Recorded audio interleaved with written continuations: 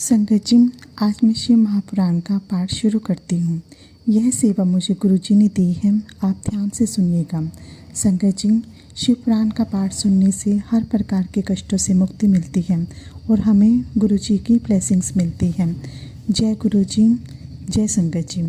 ओम नमः शिवाय, शिवजी सदा सहाय। ओम नमः शिवाय, गुरुजी सदा सहाय। ओम नमः शिवाय, शिवजी सदा सहाय। ओम नमः शिवाय, गुरुजी सदा सहाय। जय गुरुजी। अध्याय फर्स्ट। प्रयाग में सूत जी से मुनियों का तुरंत पाप नाश करने वाले साधन के विषय में प्रश्न, जो आदि और अंत में नित्य मंगलमय है, जिनकी समानता अथवा तुलना के कहीं भी नहीं है, जो आत्मा के स्वरूप को प्रकाशित करने वाले देवता हैं, जिनके 5 मुख हैं और जो खेल की खेल में अनायास जगत की रचना, पालन और संहार तथा अनुग्रह एवं तिरोभाव रूप 5 प्रबल कर्म करती रहती हैं, उन सब श्रेष्ठ अजर अमर ईश्वर अंबिकापति भगवान शंकर का मैं मन ही मन चिंतन करता हूँ। व्यास जी कहते हैं, जो धर्म का महान क्षेत्र है और जहाँ गंगा यमुना संगम हुआ है, उस परम पुण्य में प्रयाग में जो ब्रह्मलोक का मार्ग है, सत्याव्रत में तत्पर रहने वाले महातेजस्वी महाभाग महात्मा मुनियों ने एक विशाल ज्ञान यज्ञ आयोजन किया। उस ज्ञान यज्ञ का समाचार सुनकर पौराणिक शिरोमणि व्यास शिष्य महामुनि सूत जी महामुनियों का दर्शन करने के लिए आए। सूत जी को आते देख वे सब मुनि उस समय हर्ष से खिल उठे और अत्यंत प्रसन्नचित्त से उन्होंने उनका विधिवत स्वागत सत्कार किया। तत्पश्चात उन प्रसन्न महात्माओं ने उनकी विधिवत स्तुति करके विनयपूर्वक हाथ जोड़कर उनसे इस प्रकार कहा, सर्वज्ञ विद्वान रोम हर्षण जी, आपका भाग्य बड़ा भारी है। इसी से आपने व्यास जी के मुख से अपनी प्रसन्नता के लिए ही संपूर्ण पुराण विद्या प्राप्त की, इसलिए आप आश्चर्य स्वरूप कथाओं के भंडार हैं। ठीक उसी प्रकार जैसे रत्नाकर समुद्र बड़े बड़े सारभूत रत्नों का आगार है, तीनों लोकों में भूत वर्तमान और भविष्य तथा जो भी कोई वस्तु है वह आपसे अज्ञात नहीं है।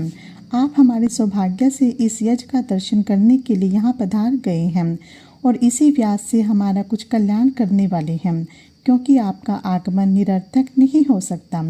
हमने पहले भी आपसे शुभ अशुभ तत्व का पूरा वर्णन सुना है, किंतु उससे तृप्ति नहीं होती, हमें उसे सुनने की बारंबार इच्छा होती है।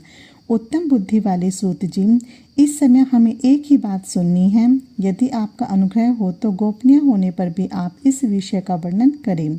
घोर कलयुग आने पर मनुष्य पुण्य कर्म से दूर रहेंगे, दुराचार में फंस जाएंगे और सब के सब सत्य भाषण से मुंह फेर लेंगे, दूसरों की निंदा में तत्पर होंगे, प्राय धन को हड़प लेने की इच्छा करेंगे, उनका मन प्राय स्त्री में आसक्त होगा तथा वे दूसरे प्राणियों की हिंसा करने लगेंगे, अपने शरीर को ही आत्मा समझेंगे, मूढ़ नास्तिक और पशु बुद्धि रखने वाले होंगे, माता पिता से द्वेष रखेंगे, ब्राह्मण लोभ रूपी ग्रह के ग्रास बन जाएंगे, वेद बेचकर जीविका चलाएंगे, धन का उपार्जन करने के लिए ही विद्या अभ्यास करेंगे और मद से मोहित रहेंगे, अपनी जाति के कर्म छोड़ देंगे, प्रायः दूसरों को ठगेंगे, तीनों काल की संध्या उपासना से दूर रहेंगे और ब्रह्म ज्ञान से शून्य होंगे। समस्त क्षत्रिय भी स्वधर्म का त्याग करने वाले होंगे, कुसंगी पापी और व्यभिचारी होंगे, उनमें शौर्य का भाव होगा, वे कुत्सित चौर्य कर्म से जीविका चलाएंगे, शूद्रों का सा बर्ताव करेंगे और उनका चित्त काम का किंकर बना रहेगा। वैश्य संस्कार भ्रष्ट स्वधर्म त्यागी कुमार्गी धनोपचार प्रायण तथा नाप तोल में अपनी कुत्सित वृद्धि का परिचय देने वाले होंगे। इसी तरह शुद्ध ब्राह्मणों के आचार में तत्पर होंगे, उनकी आकृति उज्ज्वल होगी, अर्थात वे अपना कर्म धर्म छोड़कर उज्ज्वल वेशभूषा से विभूषित हो व्यर्थ घूमेंगे। ये स्वभावतः ही अपने धर्म का त्याग करने वाले होंगे, उनके विचार धर्म के प्रतिकूल होंगे, वे कुटिल और द्विज नंदिक होंगे, यदि धनी हुए तो कुकर्म लग जाएंगे, विद्वान हुए तो वाद विवाद करने वाले होंगे, अपने को कुलीन मानकर चारों वर्णों के साथ वैवाहिक संबंध स्थापित करेंगे, समस्त वर्णों को अपने संपर्क से भ्रष्ट करेंगे, वे लोग अपनी अधिकार सीमा से बाहर जाकर द्विजोत्व सत्कर्मों का अनुष्ठान करने वाले होंगे।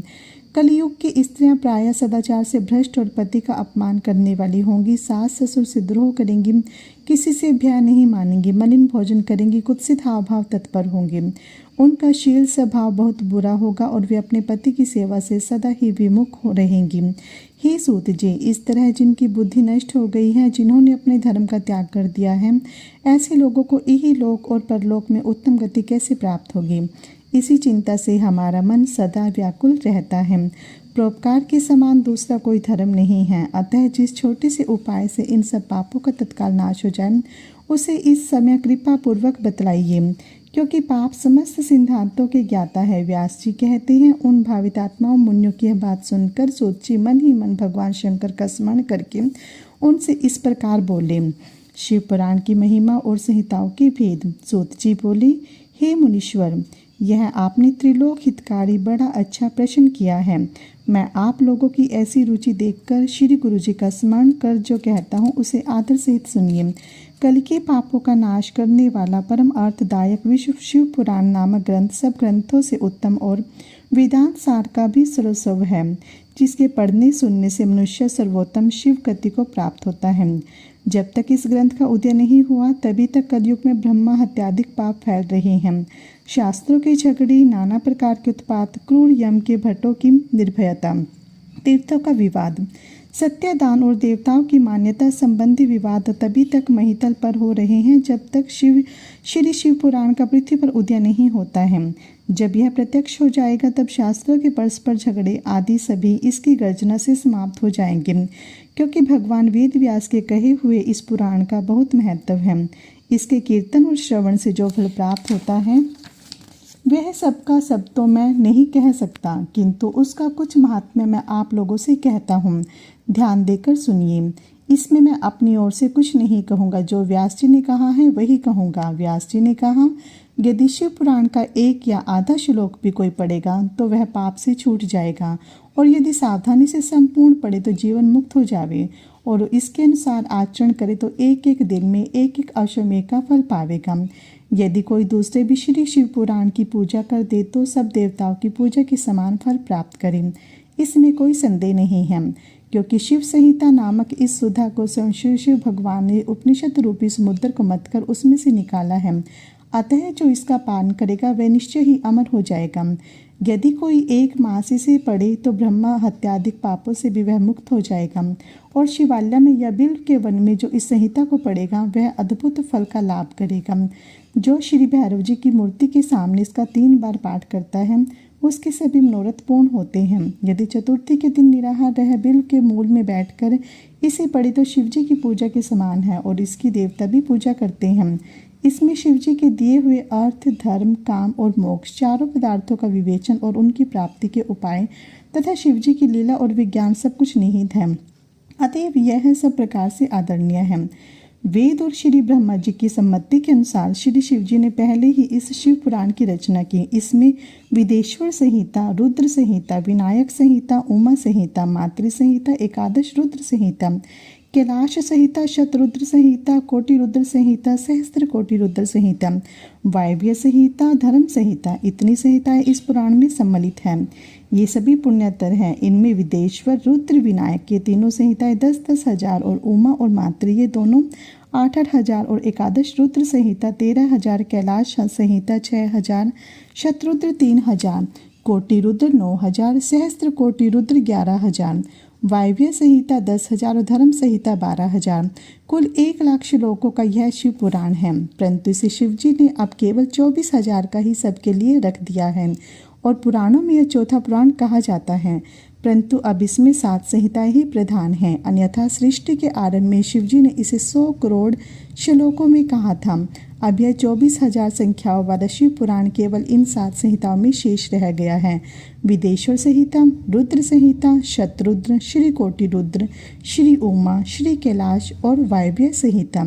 जो इस सप्त संहिता युक्त श्री शिव महापुराण को आदर सहित पूरा पढ़ेगा वह जीवन मुक्त हो जाएगा। यह सब पुराणों का तिलक और सब जीवों का कल्याण दाता है। इसमें वेदांत और विज्ञान सब कुछ पूर्ण रूप से निहित है। इसे परम आदर से पढ़ने वाला शंभु प्रिय हो परम गति को लाभ करता है। संगत जी, यह हमारा आज का अध्याय था।